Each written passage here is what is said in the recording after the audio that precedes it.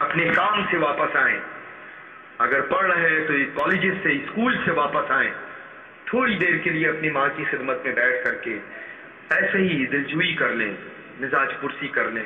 جب کہیں بازار سے کبھی واپس ہوں، اللہ آفس سے کبھی واپس ہوں، تو کبھی 1 درجن کیلا لے لیں کہ ماں کھا لے گی، میں چھیل کر کے کھلاؤں گی. تھوڑا سا سیب لے لیں پالیتھین میں کہ میں چھری لے کر کے کچن سے چھیل کر کے کاٹ کر کے میں اپنی ماں کو کھلاؤں گی. آپ دیکھیے اللہ، ماں انتظار کیا کرتی تھی کہ بیٹا آئے گا تو میں کھانا کھاؤں گی، انہی ہاتھوں سے ہمیشہ صرف کرتی ہے. آج بستر پر ہے تو وہ بھی آنے کا انتظار کر رہی ہے. جیسے بچپن میں ہمیں جب تک کھلا نہیں لیتی تھی اس وقت تک کی کھاتی نہیں تھی، آج ہم لوگ جب تک کہ آفس سے نہیں آ جاتے، اپنے کاموں سے فارغ ہو نہیں جاتے اور گھر واپس سے ہے تو تندرستی کے ساتھ نہیں آ جاتے، اس وقت تک کے لیے اس کا آنچل رب کی بارگاہ میں اٹھا رہتا ہے. زبان ہمیشہ دعا گو رہتی ہے کہ میرا بیٹا ساتھ خیریت سے مجھ تک کی پہنچ جائے، اپنے گھر واپس آ جائے.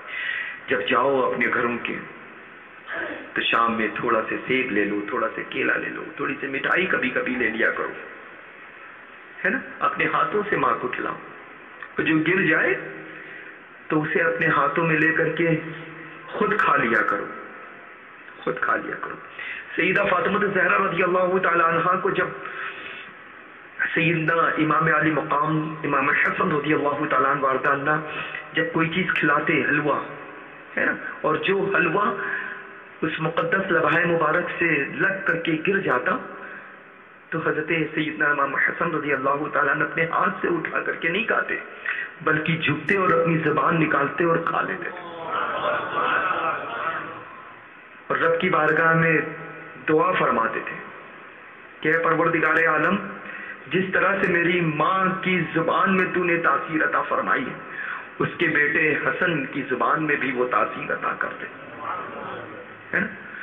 تو اپنی ماں کا احترام ضرور کرو.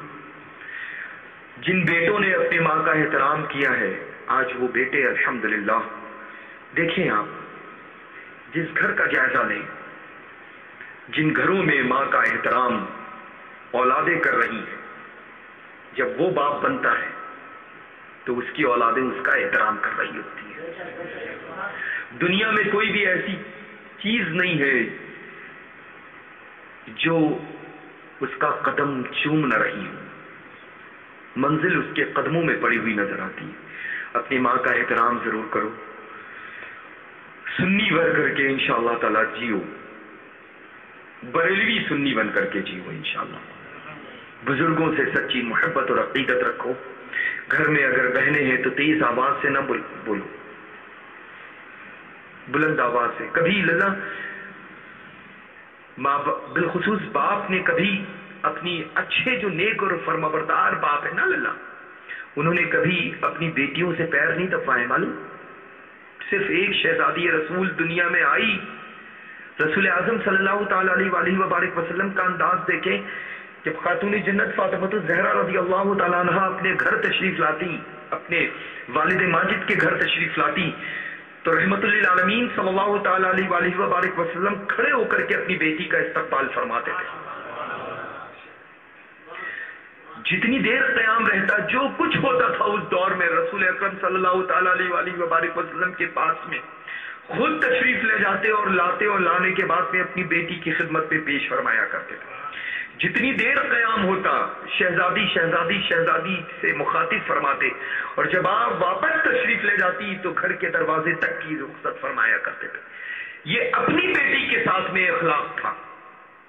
تو پتہ یہی پر چلا کہ اچھا والد وہی ہے جو اپنی بیٹی سے کبھی سختی کے ساتھ میں، اچھا بھائی وہی ہے جو کبھی بلند آواز سے اپنی بہنوں کے ساتھ مخاطب نہ ہو، اچھا باپ وہی ہے جو کبھی بھی اپنی بیٹیوں سے پیر نہیں دبائے.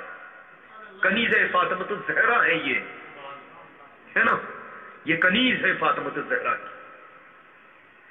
ہمیشہ اس نگاہ سے دیکھیں کہ جس کے ہم امتی ہیں، انہوں نے اپنی مقدس چشمہ مبارک سے، اپنی آنکھوں سے سیدہ فاطمہ الزہرا کو کیسے دیکھا ہے، کیسے دیکھا. تو ہمیشہ اپنی بیٹیوں سے بے پناہ محبت کریں، شریعت کے دائرے میں رہ کر کے ہر خواہش کو پورا کریں. اتنی خوبصورتی کے ساتھ میں اس کو اپنے اپنے گھروں کے لیے روانہ کریں کہ جب غیر نہیں اپنے دیکھیں تو ایسا لگے کہ اس دور میں اس انداز میں جب ہو رہا ہے شریعت کے دائرے میں رہ کر کے شادی، تو اس دور میں کس انداز میں شادی رسول پاک نے کی ہوگی۔ یہ مت دیکھو کہ فلاں نے کیا چیز دی ہے، یہ مت دیکھو کہ فلاں نے کیا چیز جہیز میں دی ہے، بلکہ یہ دیکھو